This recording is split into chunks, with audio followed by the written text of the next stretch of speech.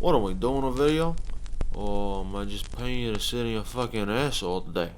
Well, good afternoon, good morning, and good night. My name is Joey Fettuchichi, and I'm a jazz critic in New York City, the city by the bay.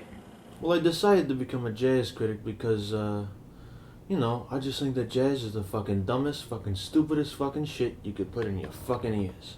Okay, look, I don't know nothing about music, okay? But I'm trying to tell you. 99.99% of jazz is fucking S-U-C-K. Why? Because I said so. I mean, look, I'm 46 years old, okay? And to me, jazz is just a bunch of sophisticated nobodies sitting around, jerking each other off, and, just playing a bunch of random notes. I mean, what the fuck is this? The first time I heard jazz, my mother brought me home a Miles Davis record for Christmas. Birth of the Cool. So I turned it on, and after Move played for like 5 seconds, I said, "Hey Ma, what the fuck is this shit? Turn this fucking shit off and make me a fucking cannoli."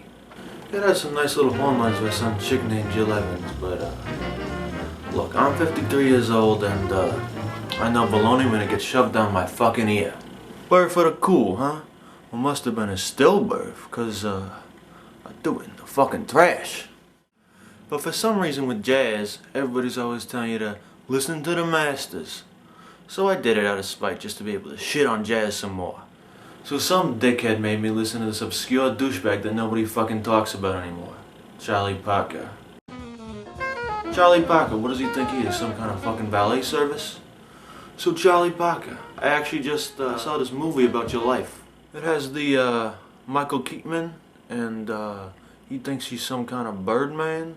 And it's very confusing.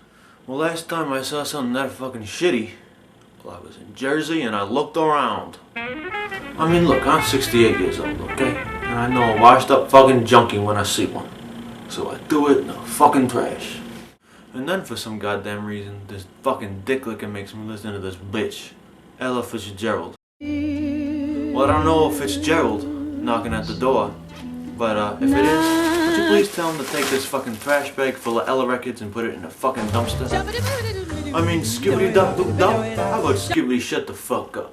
I mean, come on, she forgot the fucking word, so she started making random shit up.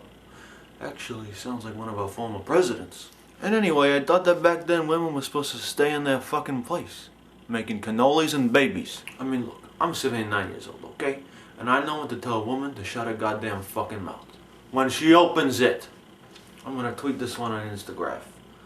Hashtag through it, hashtag in the, hashtag fucking trash.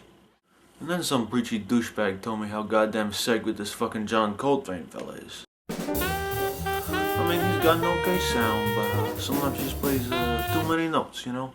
Take a listen. Okay, shut it down. See, you can't do that. You gotta let the phrase breathe, you know?